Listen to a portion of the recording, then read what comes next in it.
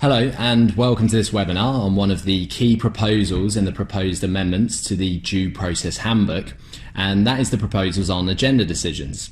My name is Sam Prestidge and I am a member of the IFRS Foundation staff. I am very pleased today to be joined by the Chair of the IFRS Foundation's Interpretation Committee and Vice Chair of the International Accounting Standards Board, Sue Lloyd. Hello Sue, and thank you very much for joining me. My pleasure, Sam. Thank you. So in this webinar, we will outline some context around the due process associated with agenda decisions before looking at the key proposals related to agenda decisions in the proposed amendments to the Due Process Handbook, as agreed by the Due Process Oversight Committee. We will start with some context, and I'll hand over to Sue, who will walk you through the due process involved in the Interpretations Committee's work and in publishing an agenda decision. Sue. Okay, so an application question is submitted to the Interpretations Committee. Now, often the questions are about a particular fact pattern or transaction, but sometimes they're also about particular requirements in a standard. So the staff prepare a paper and the committee discusses the question and agrees on the appropriate course of action. And the first important decision the committee has to make is whether there's a need for standard setting or whether not to add it to their standard setting agenda and instead to publish an agenda decision. Now, the criteria the Interpretation Committee uses to decide what they should do, it's not a free choice, it's set out in the Due Process Handbook and it's summarised on the slide. So firstly, the matter should have widespread effect and it should also have a material effect on the companies that are affected.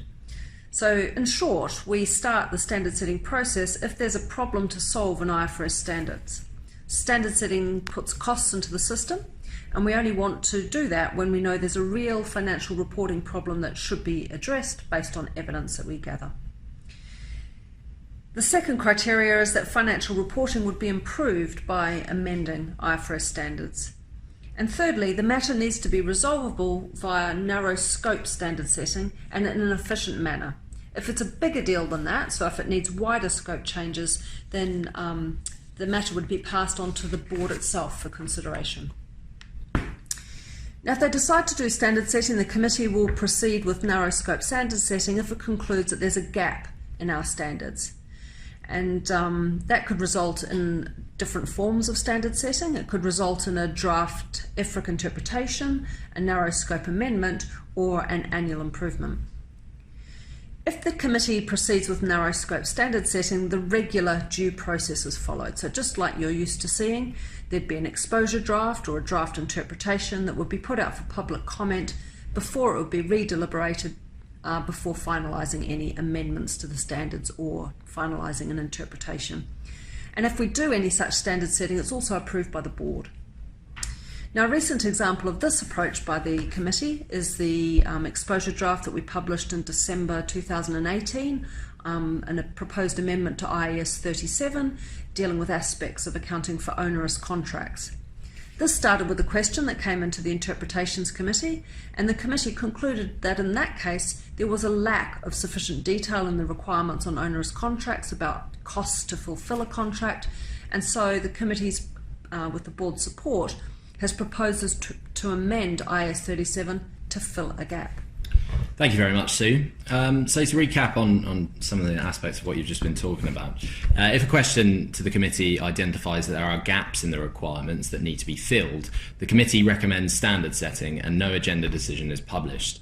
Could you please go through the process of when the Interpretations Committee decides not to add a standard setting project to its agenda?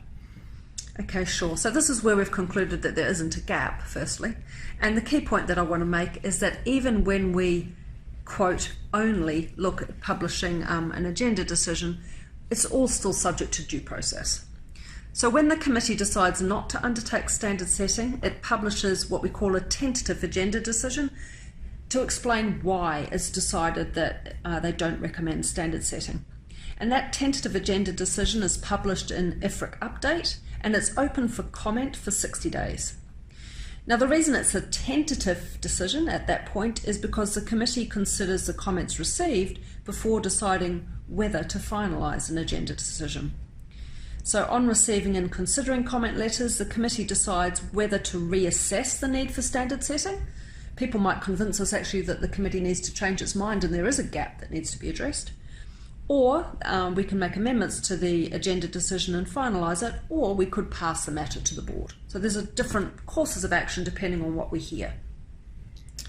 And in fact, the IAS 37 exposure draft that I just mentioned is an example of the committee reconsidering tentative conclusions based on the comment letters that we got back.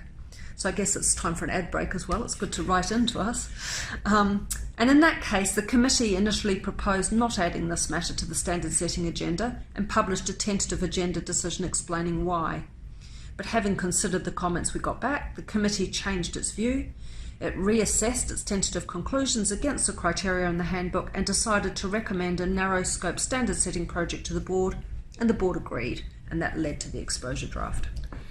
So many agenda decisions include what we refer to as explanatory material, and clarifying the purpose and content of explanatory material is a central point, a central part of the proposed changes to the handbook.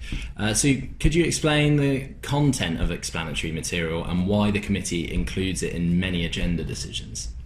Sure. So one of the criterion in the handbook for standard setting is that it's necessary to change the standards to address the question asked. Often, having thoroughly analysed a question, the committee concludes that actually there's enough in the existing standards and requirements for an entity to determine the appropriate accounting, and so we don't need standard setting.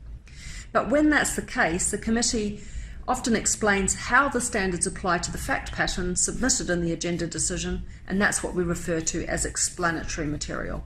We hope it's helpful to shed some extra light on how to apply the requirements. Now, the committee is very careful about what it puts into its agenda decisions. And essentially, the explanatory material repeats and highlights the applicable principles and requirements in the standards. So what we do is often link together requirements in different parts of a standard or across standards. And the agenda decisions reach a conclusion based on the requirements in the standards. Stakeholders can comment if they think that the explanatory material goes beyond what's appropriate in an agenda decision and if they think standard setting is required. And by linking the relevant requirements, the explanatory material can provide new insights to stakeholders that might result in a company deciding that it needs to change an accounting policy. And really, the overall objective of providing explanatory material in an agenda decision is to improve the consistent application of IFRS standards, which is one of our strategic objectives. So reflecting on some of the points made by Sue, so the purpose of them is to add to the limited information about agenda decisions that is currently in the handbook. There is no proposed change to the due process and no proposed change to the committee's process. The amendments simply aim to better reflect what agenda decisions are and are not. So the amendments seek to clarify three things. Firstly, the objective of explanatory material in agenda decisions, which is to improve the consistent application of IFRS standards. Secondly, and importantly, that an agenda decision cannot add or change requirements. The only way that that can be done is to undertake standard setting, as Sue has already discussed. And thirdly, that explanatory material explains how the existing applicable principles and requirements apply to the fact pattern submitted. So, Sue, the board discussed in December last year what is in an agenda decision, and I know that the board discussed this in some detail. So could you perhaps explain what the board said about this? Sure. So in December last year, we had a discussion, actually as part of the redeliberations of an exposure draft we had about some proposed amendments to IAS 8.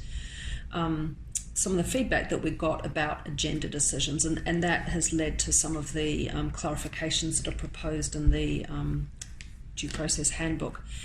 And so what we're really trying to clarify is that an agenda decision cannot add or change requirements of a standard. So we're sort of trying to be more specific and sort of police what agenda decisions are used for and sort of formalising that there.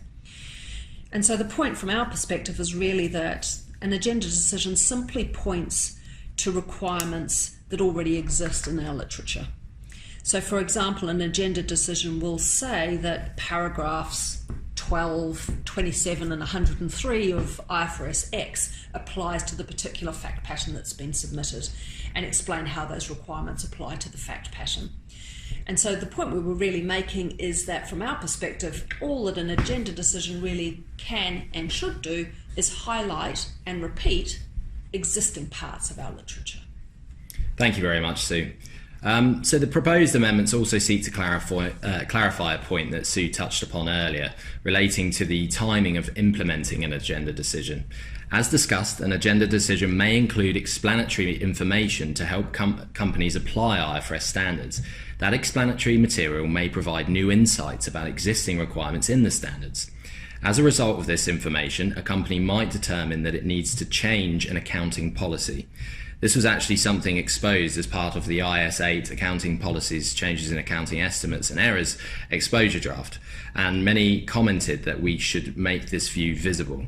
The Due Process Oversight Committee decided that the handbook should incorporate the board's view that an entity should be given sufficient time to implement any such change. What constitutes sufficient time depends on the particular facts and circumstances, and will depend on the nature of the accounting policy change and the reporting entity. Stakeholders will need to apply judgment to determine what constitutes sufficient time. And for further background on this, Sue has written an article that's entitled "Time is of the Essence," which is available on the IFRS Foundation website. So lastly, the proposed amendments to the Due Process Handbook include a proposal to enable the board to also publish an agenda decision.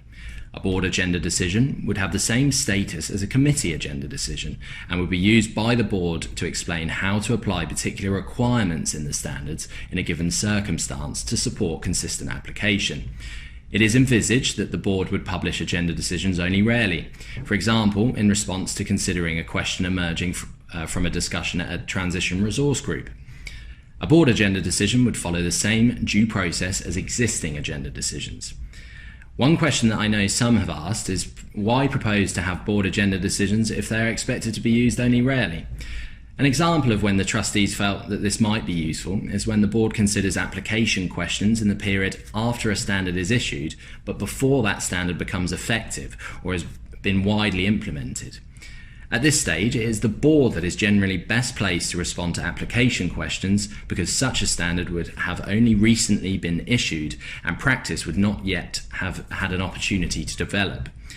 Having a board agenda decision is a way of providing stakeholders with an opportunity to comment when the board has had a public discussion about existing requirements but decides not to undertake standard setting.